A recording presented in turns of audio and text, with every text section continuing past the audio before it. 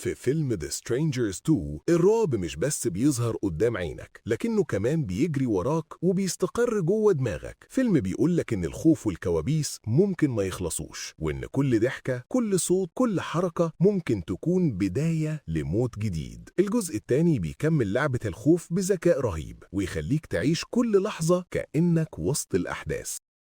الفيلم بيبدأ من كام سنة فاتوا في الداينر المحلي. شالي البنت اللي بتشتغل هناك بتتكلم مع زبون عن واحد اسمه فرانك وعن اللي حصل معاه قبل كده. بعدين شالي تروح لبيت فرانك وتخبط على الباب وتسأل تمارا هنا. بالليل العصابة اللي اسمهم السترينجرز، سكيري كرو، بين اب ودولفيس بيظهروا فجأة في الغابة ويقتلوا فرانك بطريقة صادمة ومفاجئة. نيجي للحاضر. مايا بتتعالج في المستشفى بعد الهجوم اللي حصل عليها من السترينجرز واللي خلى ريان يموت. مايا لسه مصدومة وراها رؤى لهجوم القتلة، وده بيزود الرعب النفسي لكل مشهد. في الداينر الناس بتتكلم عن اللي حصل وعن نجاة مايا، وفي واحدة من الستات بتقول يمكن مايا رتبت الهجوم بنفسها عشان تاخد فلوس من ريان. شيلي بتسمع الكلام وبتعرف ان مايا لسه عايشة، وده بيخلق توتر رهيب. فلاش باك ل20 سنة فاتوا. شيلي الصغيرة في مدرسة داخلية وصاحبها الوحيد ولد صغير اسمه سكاري كرو. تمارا البنت المتنمرة كانت بتأذي شيلي دايما، وكانت ماسكة دمية وشكل وشها شبه قناع بين هيد. الأحداث دي بتوضح أصل القتلة وشخصياتهم المعقدة من الطفولة. مايا تتواصل مع أختها دابي وبعتلها إسعاف تاخدها لبورتلاند. فجأة تسمع مايا حد بيتهاجم في المستشفى وتحاول تهرب. بتلاقي سكيري كرو ماشي في الممر ومعاه فاس وبتجري بكل قوتها. تدخل الأسانسير الصغير وبين أب تقريبا تمسكها، لكنها تهرب للبويلر روم. بترش سكيري كرو في وشه وتهرب. في المورتشواري تستخبى في درج الميت اللي ريان فيه. سكيري كرو يدخل وقريب منها، لكن موظف سيء الحظ يدخل وياخد الفاس في صدره. مايا تبكي على ريان شوية وبعدين تخرج. تهرب مايا من المستشفى وبتخرج للشارع والمطر غزير، وتمر على مزرعة وتحاول تاخد مفاتيح العربية. صاحب البيت يظهر ومعاه بندقية قبل ما بين اب تقتله بسهم. مايا تحاول تضرب بين اب لكن البندقية فيها رصاصة واحدة بس. تجري مايا وتوقع بين اب بالمحراث قبل ما اسكاري كرو يحظها. مايا تواصل الجري وتقابل دانكا وزميلتها في الأوضة. دانكا تقفل الأبواب وتطمنها. بعدين يقابلوا زملاء تانيين جريجوري وواين. جريجوري يعرف مايا كناجية، ومايا تلاحظ وشم سمايلي على رقبته، وده يزود التوتر ويخليها تهرب في الغابة. بعد ما المطر يخف مايا تعالج جراحها وتعمل نار. الصبح سكاري كرو يدخل حظيرة وبيسيب خنزير بري يهاجمها. مايا تستخبى في عربية والخنزير يكسر العربية ويهاجمها، لكنها تمسك سكينة وتقتله. فلاش باك تاني. شيلي الصغيرة وسكاري كرو الصغير بيعلموا بعض السيطرة على الخنازير الصغيرة. شيلي تزعل لما الولد يساعد بنت وقعت. تدخل الغابة وتلاقي فار صغير تلمسه وتكسره. الأحداث دي بتوضح الجانب النفسي المتقلب لكل شخصية من القتلة. في الحاضر مايا توصل للكابينة اللي تهاجموا فيها هي وريان، دلوقتي مغلقة بشريط جريمة. تاخد أكل، مية وهدوم جديدة، وبيلاقيها ضابط اسمه بالي بوفورد بياخدها لعربيته، لكن بين اب تقتله بسهم في العين. مايا تاخد العربية وتهرب لكنها تقف فجأة. توصل مايا البيت قاعد فيه دانكا وكريس وجريجوري ووين يعتنوا بيها ويدوها أوضة. جريجوري يسألها عن الهجوم ومشاعرها، ولما تسأل ليه حد ممكن يعمل كده جريجوري يقول هل لازم يكون في سبب. بعدين تسمع صوت ضجة حوالين البيت. هنا بتحاول تدخل الأوضة ومايا تمنع الباب ودولفيس واقف وراها مباشرة. مايا تهرب وتلاقي كريس ودانكا ماتوا وجريجوري ووين مش موجودين. مايا تطلع بره وتلاقي الإسعاف اللي ديبي بعتاه اتقتل بعد ما سأل عن البيت. تدخل العربية وتلاقي بان اب موجودة جوه. يتصارعوا ومايا تضربها بمقص في راسها. تبدأ تسوق وبان اب تحاول تخنقها. مايا تثبت حزام الأمان وتلوح بالعربية وتطير بان اب بالشباك وتموت. فلاش باك أخير. شيلي الصغيرة بتراقب تمارا وهي بتلعب لعبة تخلي سكاري كرو يخبط على الباب ويسأل تمارا هنا، وشيلي تروح وتكرر السؤال قبل ما تضرب تمارا بصخرة لحد ما تموت. سكاري كرو الصغير ينضم لشيلي ويرسم سمايلي في الدم يحن جريجوري، والناس الكبار بتجري. مايا تنزل من العربية وتستخبى في الشجر، وعربية تانية توصل. سكاري كرو ودولفيس يطلعوا ويلاقوا بين اب ميتة. سكاري كرو ماسكها في حضنه حزين، والنهاية مفتوحة على رعب مستمر.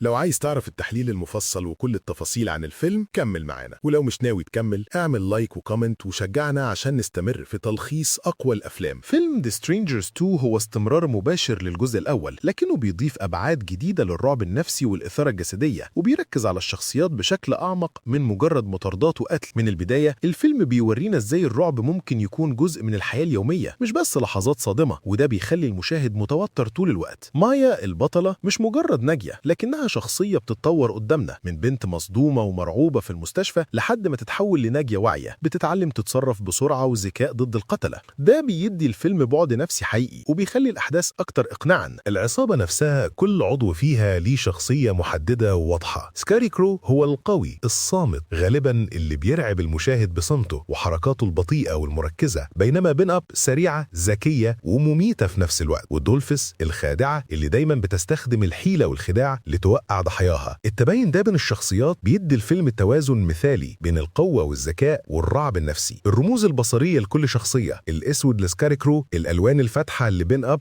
الملابس الفضية لدولفس، مش بس لمسة جمالية لكنها طريقة بصرية لتأكيد كل شخصية ولزيادة الرهبة. الإنتاج نفسه كان تحدي كبير، معظم التصوير في غابات مظلمة وشوارع مطري، وده خلق جو مرعب جدا وواقعي. بعض المشاهد اتصورت بخنازير حقيقية ومن غير CGI عشان المشاهد تحس بالتهديد الحقيقي، والمخرج استخدم كاميرات مخفية في بعض اللقطات لتسجيل ردود أفعال الممثلات الحقيقية، واللي ساهم بشكل كبير في إحساس المشاهد بالخطر. الفلاش باكس اللي بتوضح طفولة شالي وسكاري كرو أضافت عمق نفسي غير متوقع. إزاي تجارب الطفولة شكلت شخصياتهم، شالي اللي تعرضت للتنمر وتعلمت السيطرة على الحيوانات الصغيرة وارتكاب أول جريمة قتل، كل ده بيخلينا نفهم سبب تطور شخصية بين أب في المستقبل. سكاري كرو اللي كان صامت لكنه مؤثر جدا بيتربى مع شالي وبيتعلم الحيلة والقسوة، وده بيعطي الفيلم خلفية عقلية لكل الأحداث اللي بتحصل دلوقتي. أما جانب التوتر والإثارة فهو متقن جدا، من المستشفى للمزرعة، من الحظيرة للعربة، لكل مشهد فيه صراع نفسي وجسدي. استخدام الأمطار والظلام والصوتيات المقلقة خلق جو مستمر من القلق، والمطاردات مش بس حركية لكن كمان ذهنية. المشاهد مش بس بيتابع هروب مايا لكنه بيحس بالخوف معها. من ناحية الأداء، مايا بطلتنا، وعلى الرغم من إنها نجت من الجزء الأول بتتعامل مع الضغط النفسي والجسدي بطريقة مقنعة جدا. المشاهدين هيحسوا بالخطر الحقيقي، خصوصا لما كل محاولاتها تطلب المساعدة بتنتهي بموت اللي بيحاول يساعدها. ده مش بس بيزود الرعب لكنه بيورينا العزلة المطلقة للنجية وبيخلي كل قرار تتخذه مصيري. بالنسبة للإيرادات، الفيلم جمع حوالي 30 مليون دولار عالميا على الرغم من الميزانية المحدودة، وده دليل على النجاح في جذب جمهور الرعب النفسي والإثارة. التقييم على روتن توميتوز حوالي 70% وIMDb 6.2. التقييمات بتوضح إن الجمهور أحب الواقعية والإثارة، وبعض النقاد أثنوا على التركيز النفسي والمطاردات الذكية بدل الدماء العشوائية. المشاهد العنيفة استخدمت بحذر شديد، المخرج حاول يوازن بين الدم والتوتر النفسي، فحتى مشاهد القتل الشديدة تم تقديمها بطريقة تحافظ على الإحساس بالرعب دون إفراط دموي. وجود الشخصيات في أماكن محددة، استخدام الظلام والأصوات، وحتى توقيت ظهور القتلة كلها عناصر ساعدت في خلق الجو المخيف والمستمر. التاريخ الشخصي للقتلة وعلاقته بأحداث الفيلم زي فلاش باك تامارا وتشيلي وظهور جريجوري كنسخة كبيرة من سكاري كرو بيدي الفيلم بعد نفسي معقد ويخلي الجمهور يفكر في الدوافع البشرية ورا الوحشية. كل ده بيخلي الفيلم مش مجرد رعب تقليدي لكنه دراسة في الرعب النفسي وطبيعة الشر. التقييم الشخصي، الفيلم ممتاز لمحب الرعب النفسي، المطاردات والتوتر المستمر، الشخصيات كلها واضحة، كل مشهد محسوب بدقة، والجو العام مرعب جدا. المشاهدين هيفضلوا متوترين من أول مشهد لآخر مشهد، والقتلة عندهم حضور مستمر يخليهم جزء من الرعب في كل لحظة. التجربة كأنك داخل الفيلم، وده سر نجاح The Strangers 2. باختصار، The Strangers 2 مش بس فيلم رعب لكنها تجربة نفسية كاملة بتحكي الخوف الحقيقي والتوتر النفسي وبتعطي عمق لكل شخصية وأصل كل جريمة، وده بيخلي التحليل ده مفصل ومفيد لأي حد عايز يعرف كل حاجة عن الفيلم.